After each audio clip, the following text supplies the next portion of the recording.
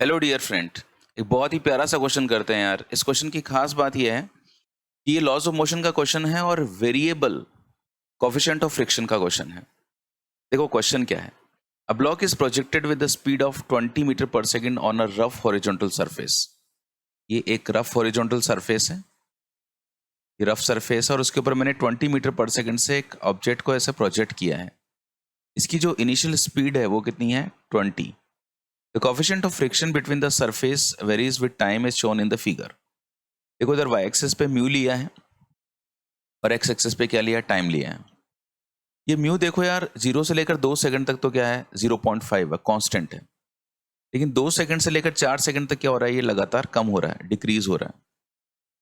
Question ये है कि the speed of body at end of 4 seconds will be. तो जब 4 सेकंड पूरे हो जाएंगे, तो इसका स्पीड क्या होगा ये मेरे को बताना है यहाँ पर इस पर्टिकुलर पॉइंट पे। तो देखो यार, ऐसे क्वेश्चन को सॉल्व करने के लिए एक बात तो माइंड में बिल्कुल क्लियर होनी चाहिए कि जब भी मैं किसी सरफेस पर इस तरह से किसी ऑब्जेक्ट को यू वेलोसिटी से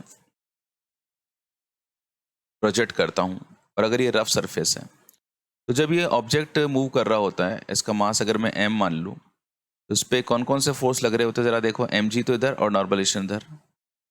तो नॉर्मल रिएक्शन बराबर कितना हो जाएगा? mg। एक बात। दूसरी बात, जब ये इस तरफ जा रहा होता है तो यार इसके मोशन के अंदर जो अपोजिशन क्रिएट करता है वो कौन करता है? फ्रिक्शन, है ना। ये इस तरफ जाना चाहता है और इस पे जो एकमात्र बल लग रहा है वो एकमात्र बल कौन सा है? फ्रिक्शन है, जो उसके मोशन को, रिलेटिव मोशन का अपोज करता है। तो फ्रिक्शन इस तरफ लगेगा। तो इस पे जो फ्रिक्शन लगता है या इस पे अकेला जो फोर्स लग रहा है वो F है और F इजिकल्स टू कितना होता है? म्यू इंटू एन होता है और N इजिकल्स टू कितना होता है? mg होता है। अच्छा, मोशन तो इस तरफ है इसका और फोर्स अपोजिट डायरेक्शन में, तो ऑब्वियसली रिटार्ड हो रहा है। तो अगर मैं आपसे कहता हूं कि भैया इसका रिटार्डेशन कितना होगा, तो आप कहोगे सर रिटार्डेशन इजिकल्स टू होता है फोर्स अपॉन मास। फोर्स कितना है? म्यू एम जी, और मास कितना है? एम। तो जो उसका रिटार्डेशन है उसकी वैल्यू कितनी हो जाएगी? Mu G. समझ में आ गई बात? बस यहां से हम लोग बेसिक कंसेप्ट बना रहे हैं अपना। ए इजिकल्स टू कितना है? म्यू जी है। अब एक्सेलरेशन जरा देखो, म्यू की वैल्यू यहां से यहां तक कांस्टेंट है, मतलब एक्सेलरेशन कांस्टेंट है, मतलब रिटार्डेशन कांस्टेंट है। देन फिर म्यू वेरिएबल है, तो ऑब्वियसली जो ए है वो भी क्या हो गया? वेरिएबल हो गया। तो जहां पर मुझे पता है यार, जहां जहां पे फिजिक्स में एक्सेलरेशन कांस्टेंट होता है वहां पे मैं इक्वेशन ऑफ मोशन लगा सकता हूं, मुझे कोई प्रॉब्लम नहीं है। लेकिन जहां पे एक्सेलरेशन वेरिएबल होता है, ऐसे क्वेश्चंस को सॉल्व करने के लिए मुझे डिफरेंशियल इक्वेशंस का यूज करना होता है। मतलब यहां से यहां तक मैं इक्वेशन ऑफ मोशन यूज कर सकता हूं, एक बात। दूसरी बात, यहां से यहां तक मैं डिफरेंशियल इक्वेशन यूज करूंगा, a equals to d v upon d t. ये मोटी मोटी प्लानिंग हो गई हमारी, ठीक है। तो चलो मैं सबसे पहले शुरू के 2 सेकंड्स की बात करता हूँ कि ये जो 0 से लेकर 2 सेकंड है यहाँ तक क्या हुआ होगा जब हमारे ब्लॉक ने एंट्री मारी 20 मीटर पर सेकंड की स्पीड से। मैं बात कर रहा हूँ टी इजिकल्स टू 0 से लेकर टी इजिकल्स टू 2 सेकंड्स तक की स्टोरी की। इस स्टोरी में हमारे ब्लॉक ने 20 मीटर पर सेकंड से एंट्री मारी है एंड ये रिटार्ड होता जाएगा। तो मैं देखना चाहूंगा कि 2 सेकंड्स पर जाके इसकी वेलोसिटी कितनी हो जाएगी, क्योंकि 0 से लेकर 2 सेकंड तक मेरा म्यू जो है वो कांस्टेंट है। तो मैं इक्वेशन ऑफ मोशन लगा सकता हूँ। मैंने फर्स्ट इक्वेशन ऑफ मोशन लगाई, v is equals to u plus a t. मेरे को v बताना है। इनिशियल वेलोसिटी मेरे पास कितनी दे रखी है? 20। और क्योंकि रिटार्डेशन हो रहा है तो मैं माइनस लगा दूंगा और a की वैल्यू क्या पुट कर दूंगा? Mu G. म्यू की वैल्यू मेरे को 0.5 दे रखी है। देखो ये 0.5 है पूरी 0 से 2 सेकंड तक। और g की वैल्यू कितनी होती है? 10। तो ये कितना हो गया मेरे पास में? 5 मीटर पर सेकंड स्क्वायर का रिटार्डेशन हो गया। और कितने टाइम तक चला मेरा पार्टिकल? 2 सेकंड्स तक। तो 20 माइनस 10, तब इसकी पार्टिकल की स्पीड कितनी रहेगी? 10 मीटर पर सेकंड। सो यहाँ आते आते स्पीड कितनी हो चुकी है? 10 मीटर पर सेकंड हो चुकी है। डन। मुझे क्वेश्चन में पूछा गया कि 4 सेकंड पर वेलोसिटी कितनी होगी। अब देखो, अब ये जब मैं यहाँ से यहाँ तक आया तो वेलोसिटी कम, ये म्यू की वैल्यू कम हो रही है, तो फ्रिक्शन लगातार धीरे धीरे कम हो रहा है। और मुझे 4 सेकंड्स पर पूछा गया है कि अब इसकी वेलोसिटी क्या होगी। तो यार जैसे मैंने यहाँ से यहाँ तक इक्वेशन ऑफ मोशन लगा दी, क्यों लगा दी? क्योंकि मेरा एक्सेलरेशन क्या था? कांस्टेंट। बट अब मैं यहाँ से यहाँ तक इक्वेशन ऑफ मोशन नहीं लगा सकता क्योंकि मेरा एक्सेलरेशन क्या है, वेरिएबल। तो अब मुझे किस तरह से प्रोसीड करना होगा जरा देखते हैं। इस ग्राफ को एक ब्रॉडर वे में सॉल्व किया जाए। ये तो तय हुआ कि एक्सेलरेशन जो है, या जिसको मैं रिटार्डेशन बोल सकता हूँ, वो म्यू जी के बराबर होगा, बट म्यू वेरिएबल है। तो आओ हम लोग म्यू का रिलेशन निकालें। ये जो इक्वेशन है ना, जो यूं जा रही है, ये एक स्ट्रेट लाइन है। इस स्ट्रेट लाइन को मैं क्या कर रहा हूँ, इधर पीछे की तरफ ड्रॉ कर रहा हूँ, उधर आगे की तरफ ड्रॉ कर रहा हूँ। यार ये जो स्ट्रेट लाइन है, ये वाली स्ट्रेट लाइन है, इधर वाई एक्सिस और इधर एक्स एक्स। तो ये straight line y is to minus m x plus c है कि नहीं है, बताओ। ये minus m x plus c है ना। देखो, अगर इधर y लिया जाता है, इधर x लिया जाता है, ये वाली स्ट्रेट लाइन क्या होती है, माइनस एम एक्स। अगर ऊपर से जाए ये यहाँ से, तो ये क्या होता है, माइनस एम एक्स प्लस सी होती है। और अगर ये यहाँ से जा रही हो नीचे से, तो क्या होती है, minus m x minus c होती है। तो ये मैंने पहचान लिया कि यार equation minus m x plus c है। अच्छा, वाई एक्सिस पे क्या लिया मैंने, म्यू को। एम क्या होता है, स्लोप होता है। स्लोप का मतलब क्या होता है, टेन थीटा। अच्छा, माइनस में क्यों आ रहा है, क्योंकि ये जो थीटा है वो ग्रेटर देन 90 डिग्री है। ओके, अब स्लोप निकाल लेता हूँ। अब यार स्लोप तो मैं किसी भी ट्राइंगल से निकाल लूँ, इससे निकाल लूँ, इससे निकाल लूँ, इससे निकाल लूँ।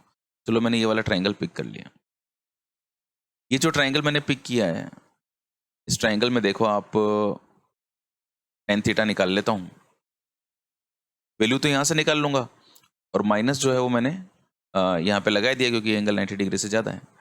Ten alpha is equals to perpendicular upon base होता है। परपेंडिकुलर कितना है, देखो ये 0.5 है, 0.3, तो ये कितना हो गया, 0.2 हो गया।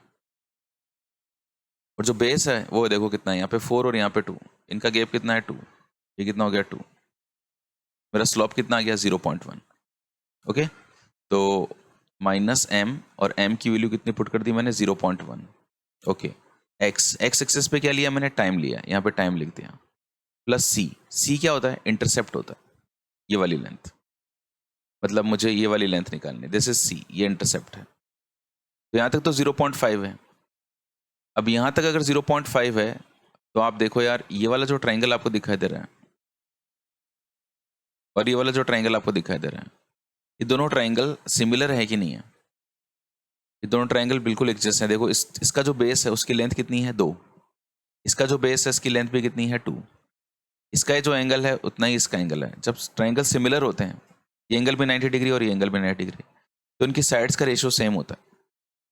अगर साइड का रेशियो सेम होता है तो मैं ऐसे कह सकता हूँ यार, जब ये वाली लेंथ 2 है और ये वाली लेंथ भी 2 है, तो जब दोनों के बेस बराबर हैं तो परपेंडिकुलर भी बराबर होंगे। तो इसका परपेंडिकुलर 0.2 है तो इसका भी 0.2 होगा। अगर ये 0.2 है मेरे बच्चों, तो 0.5 में 0.2 ऐड कर दिया तो कितना आ गया, 0.7। मुझे ये इंटरसेप्ट की लेंथ कितनी मिल गई, 0.7। क्लियर, ये 0.7 कैसे हुआ। कोई भी दिक्कत हो तो वापस एक बार रिवाइंड करके देख लेना थोड़ा सा। इंटरसेप्ट जो है ये कितना हो गया, 0.7। ये मेरे पास में म्यू आ गया यारो। ओके, अब अगर मेरे पास में म्यू आ गया है तो ए की वैल्यू कितनी होगी, mu G.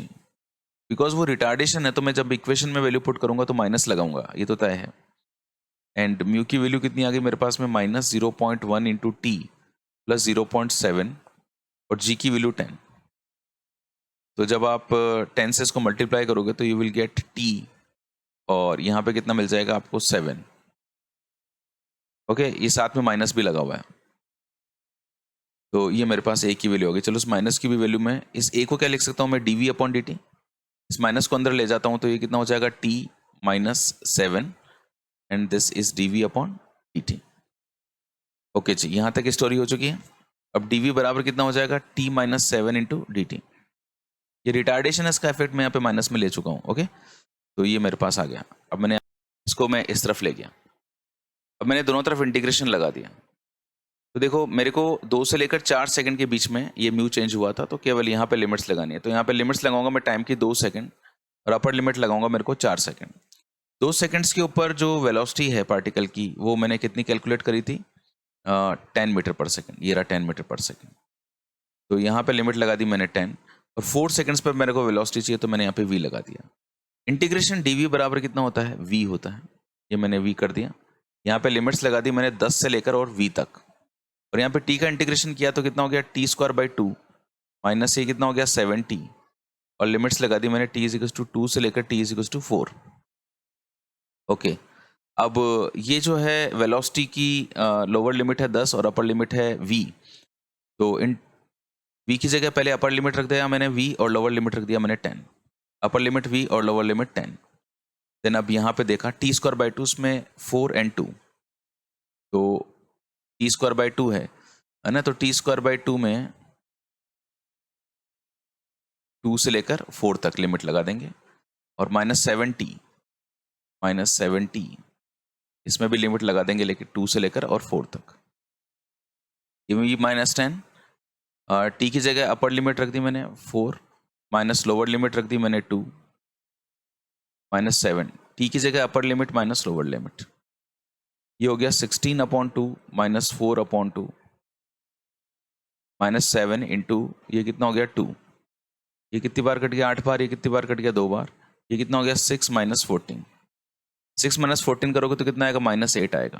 This is v - 8, v is equals to -8 + 10, और फाइनली जो वेलोसिटी आ गई वो कितनी आ गई 2 metre per second. This is the correct answer of this question. So first इसका सही आंसर चला जाएगा। ओके तो यार ये क्वेश्चन बहुत ही प्यारा था, बहुत मस्त सवाल था, बहुत कुछ सिखा के जाने वाला है। इसमें सबसे पहले तो आपको ये बेसिक चीज़ें पता होनी चाहिए कि फ्रिक्शन की जो normal reaction, friction mu mg आएगा, और सबसे बड़ी बात रिटार्डेशन कितना आएगा म्यू जे आएगा। म्यू बदलेगा तो एक्सेलरेशन का रोल बदलेगा। एक्सेलरेशन जहाँ पे कांस्टेंट रहेगा जिस इलाके तक वहाँ तक इक्वेशन ऑफ मोशन लगा सकते हैं, और जहाँ पे एक्सेलरेशन वेरिएबल होगा वहाँ पे a = dv/dt लगा सकते हैं। Okay thank you so much. इस क्वेश्चन को बहुत बढ़िया से करना, अगर आपसे नहीं आया है पहले आप इसको देखो एंड देन फिर खुद करने की कोशिश करो। Thank you so much and God bless you.